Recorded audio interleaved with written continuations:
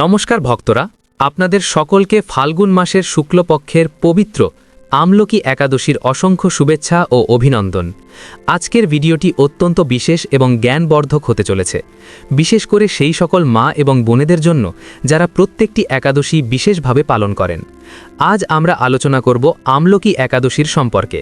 ফেব্রুয়ারি মাসের ফাল্গুন মাসের শুক্লপক্ষের একাদশী কবে পালিত হবে এই নিয়ে অনেকের মনেই বিভ্রান্তি আছে। কেউ বলছেন ২৬শে ফেব্রুয়ারি, আবার কেউ বলছেন ২৭শে ফেব্রুয়ারি। আজকের এই ভিডিওর মাধ্যমে আমরা আপনাদের এই বিভ্রান্তি দূর করব। পাশাপাশি জানব আমলকি একাদশীর ব্রত কিভাবে পালন করতে হয়, এই তিথির মাহাত্ম্য কী, ভগবান শ্রীকৃষ্ণ এই বিষয়ে কি বলেছেন। এছাড়াও জানব আমলকি বৃক্ষের পুজো কিভাবে করতে হয়, কোন বিধি অনুসারে ব্রত রাখতে হয়, কি কি নিয়ম মানতে হয় এবং ব্রত পালন বা ব্রত সমাপ্তি করার সঠিক পদ্ধতি কী। দশমী তিথি অর্থাৎ ব্রতের আগের দিনের নিয়ম কখন থেকে শুরু করতে হবে, কি খাওয়া উচিত, কি খাওয়া উচিত নয় এবং কোন কাজ ভুলেও করা যাবে না, এই সব বিষয়ে বিস্তারিতভাবে আলোচনা করা হবে। অন্যথায় পাপের সৃষ্টি হতে পারে। তাই আজকের ভিডিওটি অত্যন্ত গুরুত্বপূর্ণ হতে চলেছে। আমার সকল দর্শক বন্ধুদের কাছে অনুরোধ, ভিডিওটি শুরু থেকে শেষ অবধি সম্পূর্ণ দেখার। আপনি যদি মাঝপথে ভিডিওটি ছেড়ে চলে যান তাহলে এর পূর্ণ ফল লাভ করতে পারবেন না। ফাল্গুন মাসের শুক্লপক্ষের পবিত্র একাদশী অত্যন্ত পুণ্যদায়ক ও মোক্ষ প্রদানকারী একাদশী হিসেবে বিবেচিত। এই দিন বিশেষভাবে ভগবান শ্রীহরি বিষ্ণুকে নিবেদিত। তবে এই দিন আমলকি বৃক্ষেরও বিশেষ বিধান রয়েছে। শাস্ত্রে উল্লেখ আছে যে আমলকি বৃক্ষে স্বয়ং ভগবান বিষ্ণুর দাস। বিশ্বাস করা হয় সৃষ্টির আদিতে যখন ভগবান ব্রহ্মাণ্ড সৃষ্টি করেন তখন কয়েকটি বৃক্ষ সৃষ্টি হয়েছিল, তার মধ্যে আমলকি বৃক্ষ একটি। তাই একে ধাত্রী বলা হয়, যার অর্থ পালন পোষণকারী। ধারণা করা হয় আমলকি বৃক্ষে ত্রিদেব ব্রহ্মা, বিষ্ণু এবং মহেশ্বরের বাস। এর মূল ভাগে ভগবান বিষ্ণু, কাণ্ডে ব্রহ্মা এবং শাখায় শিবের অধিষ্ঠান রয়েছে। তাই এই বৃক্ষের পুজো মানে শুধু একটি গাছের পুজো নয়, বরং সৃষ্টির পালনকর্তা শ্রীহরির আরাধনা। এই দিন বৃক্ষে প্রদীপ জ্বালানো, জল অর্পণ করা, রলি ও অক্ষত নিবেদন করা এবং ভগবান বিষ্ণুর মন্ত্র জপ করা অত্যন্ত শুভ। পুরাণে উল্লেখ আছে, যে ব্যক্তি এই দিনে ব্রত রেখে আন্তরিকভাবে ভগবান বিষ্ণুর স্মরণ করেন এবং আমলকি বৃক্ষের পুজো করেন, তার সমস্ত পাপ নাশ হয় এবং অক্ষয় পূর্ণ লাভ হয়। এই একাদশী বিশেষভাবে আরোগ্য, সমৃদ্ধি ও দীর্ঘায়ু প্রদানকারী বলে মনে করা হয়।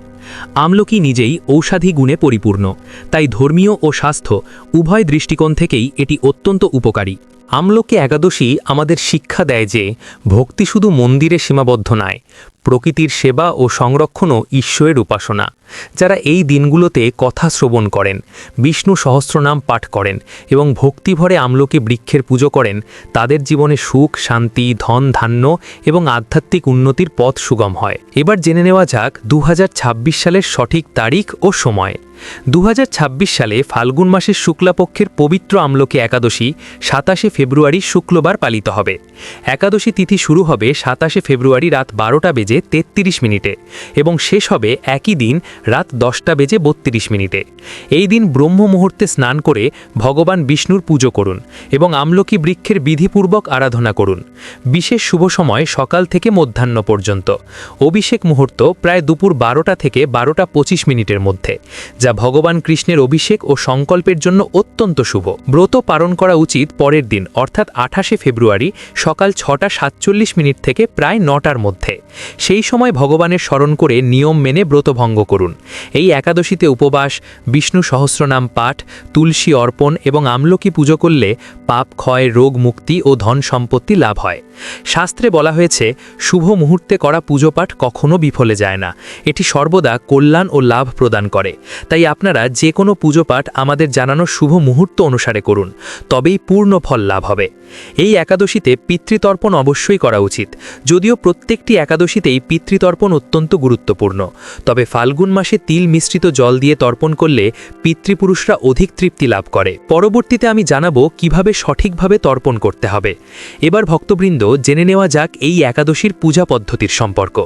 অনেক ভক্তের মনে প্রশ্ন থাকে, যদি এই একাদশী এত ফলদায়ক হয় তবে এটি কিভাবে পালন করতে হবে, এর নিয়ম কি?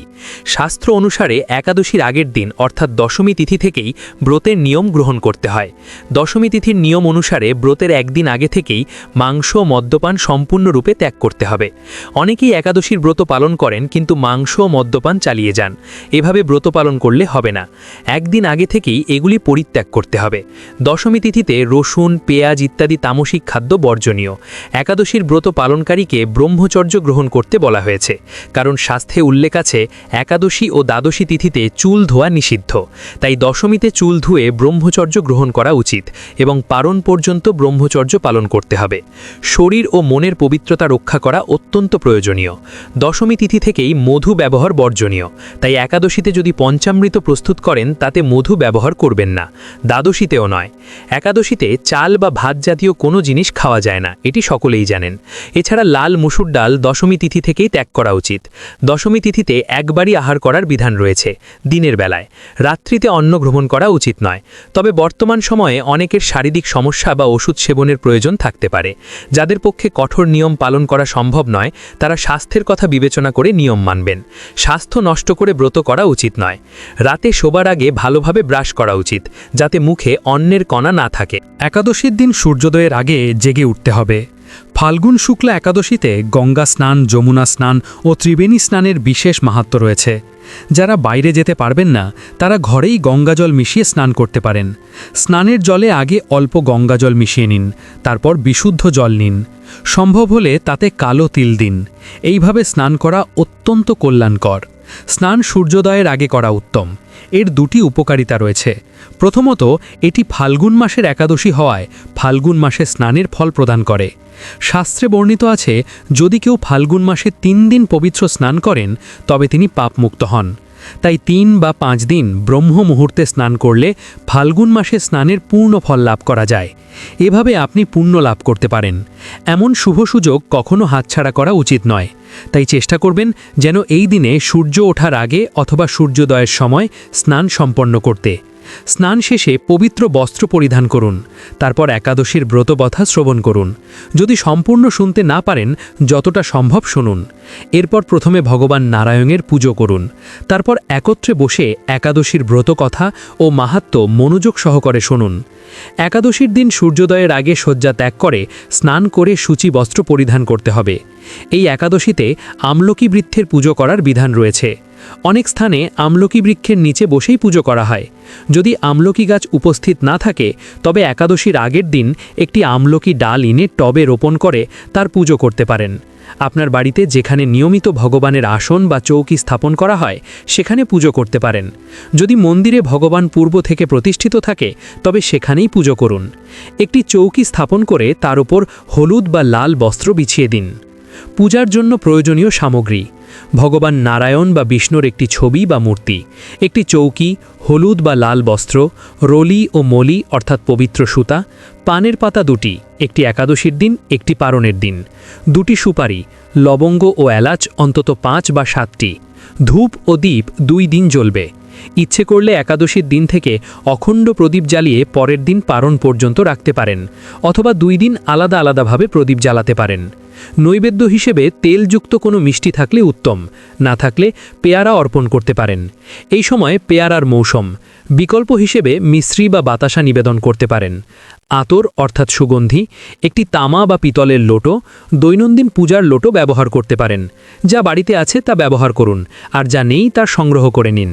বন্ধুরা, ভিডিওটি যদি ভালো লাগে অবশ্যই একটি লাইক করে দিন, আর কমেন্টে ভক্তি ভরে লিখুন জয় শ্রীকৃষ্ণ। আমাদের খুব ভালো লাগে যখন আপনারা আমাদের ভিডিওতে লাইক ও কমেন্ট করেন। এতে আমরা নতুন ভিডিও বানানোর জন্য উৎসাহ পাই। তাহলে চলুন ফিরে আসা যাক মূল টপিকে। পূজা পদ্ধতি। প্রথমে সংকল্প করুন। সংকল্প ছাড়া ব্রত ও পূজা সম্পন্ন হয় না। সংকল্প করার পর ভগবানের পূজা সম্পন্ন করুন। তারপর একাদশীর ব্রতকথা শ্রবণ করুন এবং অবশ্যই বিষ্ণু সহস্রনাম পাঠ বা শ্রবণ করুন। গল্প ও সহস্রনাম শ্রবণের পর আরতি করুন। এরপর পিতৃপুরুষদের উদ্দেশ্যে জল প্রদান করতে হবে। পিতৃতর্পণ অবশ্যই করবেন।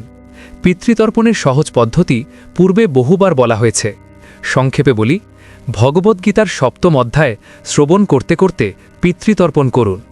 প্রিয় ভক্তরা, যদি আপনার জীবনকে সহজ, সুগম ও শান্তিময় করতে চান, তবে নিয়মিতভাবে পিতৃপুরুষদের স্মরণ ও পূজা করা অত্যন্ত প্রয়োজন।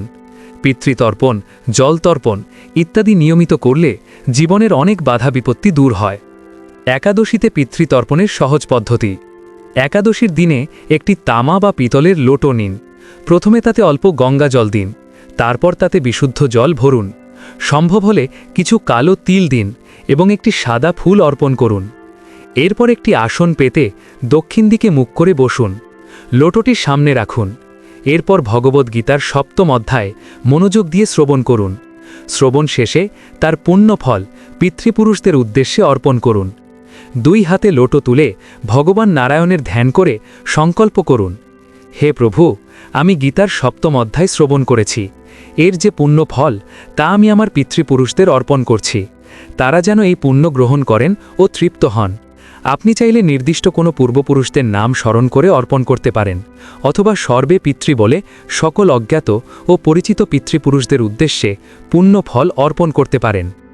এরপর তর্পণ করুন। ডান হাতের বৃদ্ধাঙ্গুলি ও তর্জনীর মাঝের অংশকে পিতৃতীর্থ বলা হয়। সেখান থেকে জল ধীরে ধীরে অন্য একটি পাত্রে অর্পণ করুন।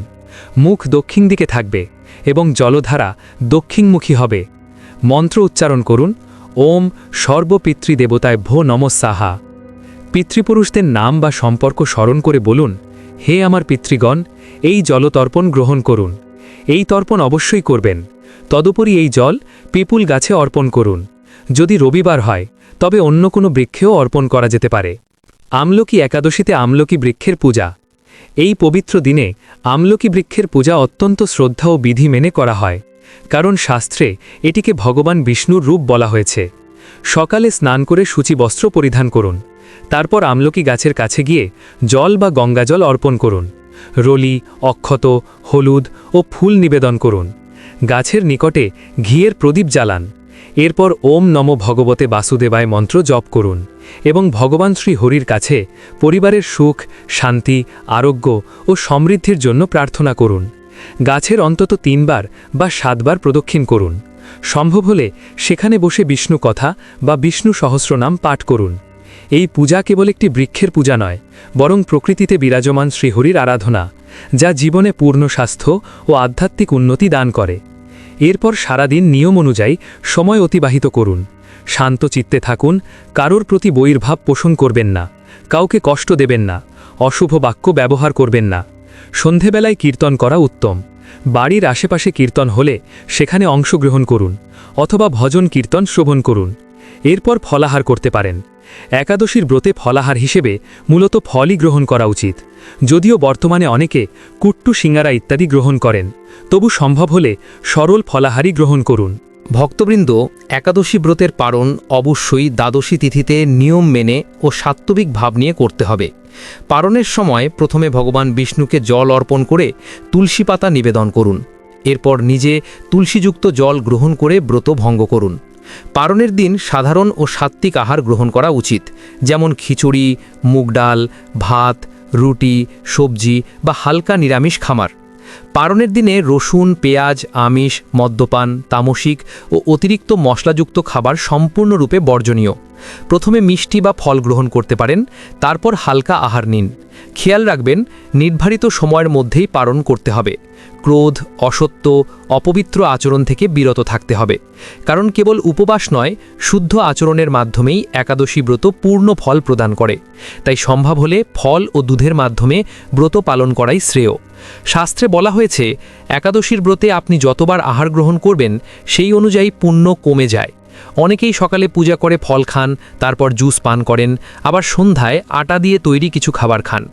এভাবে নয়, ব্রতে একবার ফলাহারই যথেষ্ট, সঙ্গে দুধ নিতে পারেন।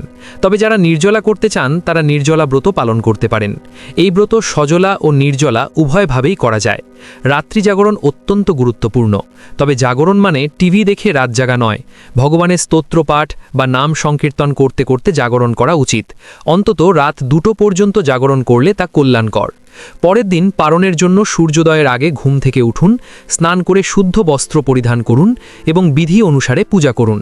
মনে রাখবেন, ব্রত যতই ভালোভাবে পালন করুন না কেন, যদি সঠিকভাবে পালন না করেন তবে অধিকাংশ পুণ্য নষ্ট হয়ে যায়। শাস্ত্রমতে বিধি অনুসারে পালন না করলে মাত্র প্রায় 30% পুণ্য লাভ হয়। পারণের মূল নিয়ম: পারণ অবশ্যই দ্বাদশী তিথিতে করতে হবে। দ্বাদশীর প্রথম প্রহর, যা হরিবাসর নামে পরিচিত, তা অতিক্রম করার পরই পারণ করা যায়। সূর্যোদয়ের পরেই পারণ করতে হবে। এই মূল নীতিগুলি সর্বদা মানা উচিত। এরপর শুভ মুহূর্ত ইত্যাদি বিবেচনা করা যেতে পারে। শাস্ত্রে বলা হয়েছে, শুভ মুহূর্তে করা পূজাপাঠ কখনো নিষ্ফল হয় না, তা সর্বদা কল্যাণ ও লাভ প্রদান করে। প্রিয় বন্ধুরা, ভিডিওটি দেখে যদি ভালো লাগে এবং উপকৃত হয়ে থাকেন তাহলে অবশ্যই একটি লাইক করবেন এবং আমাদের চ্যানেলটি সাবস্ক্রাইব করে পাশে থাকা বেল বাটনটি অন করে রাখবেন। এতে আমরা নতুন ভিডিও বানানোর জন্য অনুপ্রেরণা পাই। আমার সকল দর্শক বন্ধুদের ওপর ভগবানের কৃপা বর্ষিত হোক। ধন্যবাদ।